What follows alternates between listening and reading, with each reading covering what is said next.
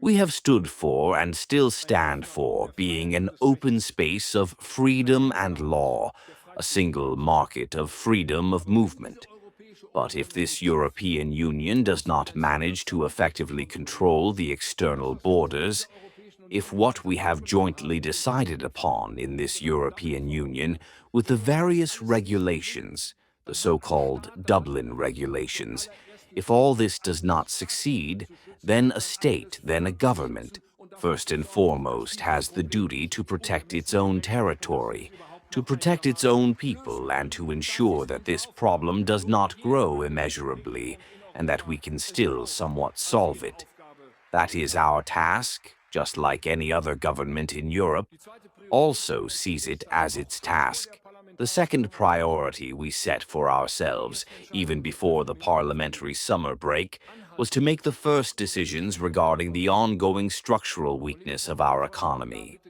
And dear friends, please, no deception and no illusion there either. For more than 10 years, we have not had any substantial growth.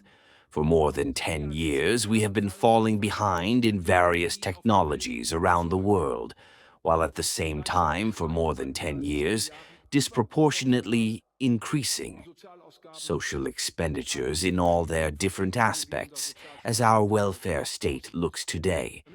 To be clear, we want to maintain this welfare state. We want people to feel secure in our country, that in times of illness, old age, or need for care, they can truly rely on this welfare state.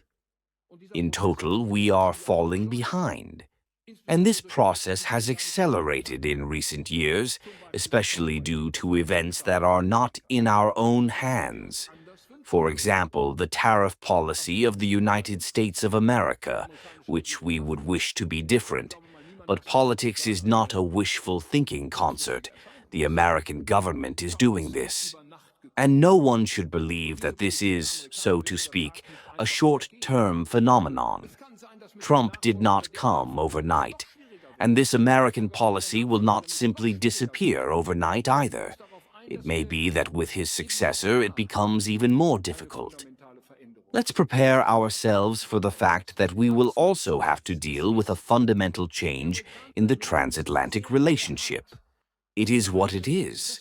The Americans are now pursuing their own interests very, very assertively. And that can only mean that we now also need to pursue our interests. And dear friends, we are not that weak. We are not that small. We are a European single market with 450 million inhabitants. Let's include the British, who unfortunately have left the European Union, but are now very eager, at least in matters of foreign policy and security policy, to align themselves with Europe again. Together with the British, it's 500 million. That is the largest contiguous economic area we have in the world. And that's why it's also about making our voice heard loudly and clearly in this European Union. On the 12th of February, we will hold a special council of the European heads of state and government, where we will focus solely on these issues. How do we manage to restore competitiveness in the European Union? To ensure that this European Union truly becomes the strong and successful single market it was originally intended to be. We are on a pretty good path, but this, of course, is not just limited to Europe.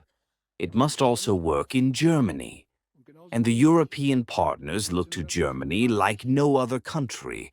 And whether we want it or not, whether I want it or not, we are the ones who have a significant influence on what happens in this European Union. And if Ukraine falls, then he won't stop. Just like in 1938, the Sudetenland wasn't enough. Putin will not stop. And anyone who still believes today that he has had enough should carefully analyze his strategies, papers, speeches, and appearances.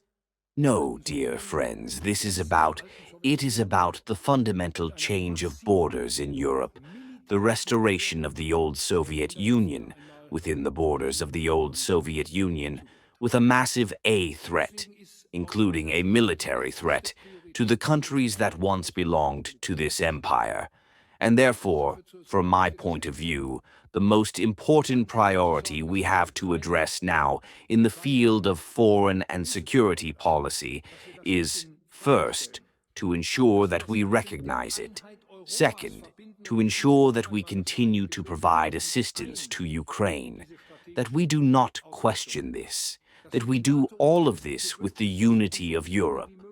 Connect, and I include the United Kingdom once again in these strategic orientations, that we try to maintain NATO and the Western Alliance for as long as possible, but also that we invest in our own defense capabilities so that deterrence works again. And please let no one say that this is an old and outdated concept. If we do not succeed in increasing the number of female and male soldiers as quickly as we need, then we must discuss obligatory elements of a military service during this legislative period, at least for young men. We cannot yet include women because the basic law does not allow it. I would like to see it differently. I would like to implement a mandatory community service year in our country. And if it doesn't work on the basis of obligation, then we want to make it as attractive as possible to do it on a voluntary basis. But that is exactly our answer to the young generation. This country offers many opportunities, and there are few countries that offer more opportunities than Germany. But then we also want to have a contribution from you so that this country can be led into the future peacefully and freely. We are doing this now on a voluntary basis, and if necessary, we will do it in this legislative period on the basis of an obligation.